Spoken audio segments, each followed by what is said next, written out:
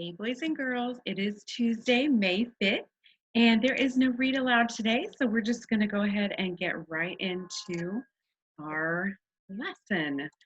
So, today for you guys, I have something super cool. I hope you love it as much as I do, and I hope you can see the screen. All right, so today our lesson is on bringing story schema to the study of biographies and historical narratives. Okay. So here's our connection. Yesterday, we left off with Harvey very upset, right? And this was at the thought that Wendell could potentially now be a fish. This was according to Rictus. Remember, he was like sort of egging him on like that. He was in a rage. That was Harvey. He was yelling at the house and at Mr. Hood. And this is where the chapter ends, right? Which is another good cliffhanger. So we're just going to get right into our teaching point today since there's no read aloud.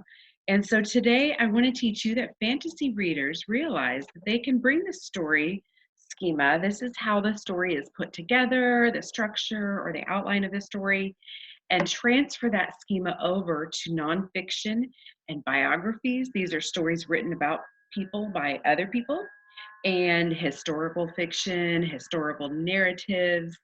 And so let's try this together, okay? Because this might sound really complicated, but it's really just an extension of last week, what we did for our historical narrative. Okay, and when we did themes, universal themes, thank you. Okay, so let's just take a look at this chart really quickly. There are three historical characters listed here: George Washington, Rosa Parks, Harriet Tubman, and it goes through and it lists their accomplishments, right?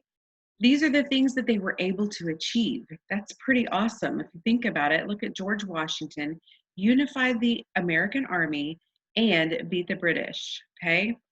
His quest was to win out against the British. This was a bigger army than what he had. And then look at his dragons, right? These are the things that he had challenges with or problems with, right? There was cold and hunger in Valley Forge, and getting men to believe in the fight, right? That was a big dragon. That was something he had to overcome. Okay, and Rosa Parks, same thing. She has her accomplishments here, getting civil rights passed. Hello, big deal. And then quests. She sought out for equality, right? This was in buses or in schools, and she really pushed for that desegregation, right? And of course, her dragons, her challenges were segregation, right? Because that's what it was at the time. Racism played a part in her dragons or challenges, and ignorance, okay? And then you have Harriet Tubman at the bottom. And if you look at her accomplishments, she freed the slaves. And then she also took part in the Underground Railroad, okay? So, and this was to help other people.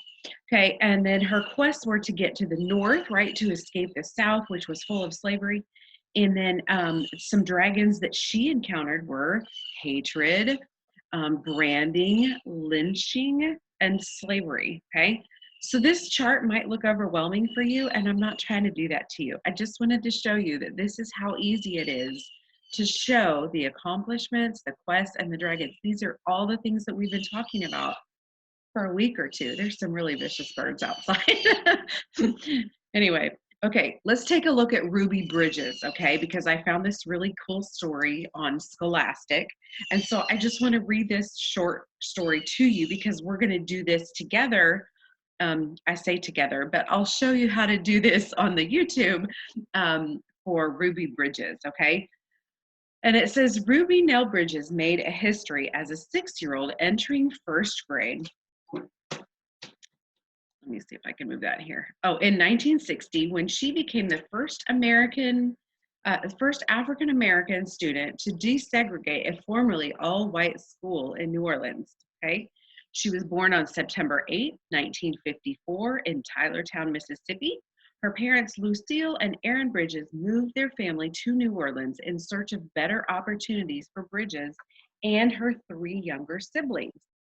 In 1959, Bridges attended an all-black school in New Orleans. At the time, all New Orleans schools were segregated, even though the 1954 Supreme Court ruling in Brown versus Board of Education required public schools to desegregate. In 1960, I forgot to turn on my mic today. Sorry about that. In 1960, a federal court ordered New Orleans public schools to desegregate. Okay, and let's keep going. On November 14th, 1960, federal marshals escorted Bridges and her mother to William Frantz Elementary School for Ruby's first day of school. Angry white protesters lined the streets and shouted threats.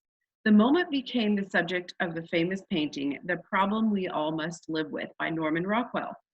Because white parents didn't want their children in class with an African American student, Bridges spent her first year at William Frantz alone with her teacher, Barbara Henry.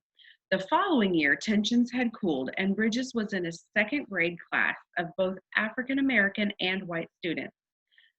Bridges finished her elementary school education at William Frantz and then attended an integrated high school. She went to business school in Kansas City, studying travel and tourism, and worked as a travel agent for 15 years.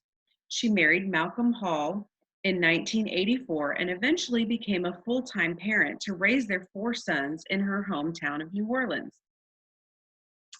In 1999, Bridges established the Ruby Bridges Foundation, which focuses on promoting tolerance and racial equity through education.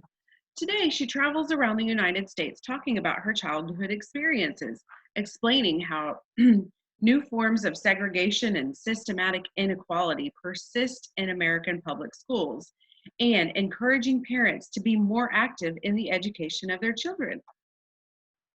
She wrote several books about her childhood, including her memoir, Through My Eyes, and 2 books for younger students, Ruby Bridges Goes to School, My True Story, and Let's Read About Ruby Bridges, a Scholastic First Biography.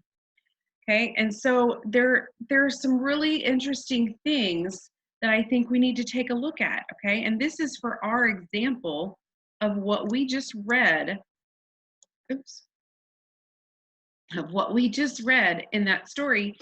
And really it's super quick to piece these things together, right? Here's our character, our historical character, Ruby Bridges. Here's her accomplishments. She became the first African-American student to desegregate schools in New Orleans.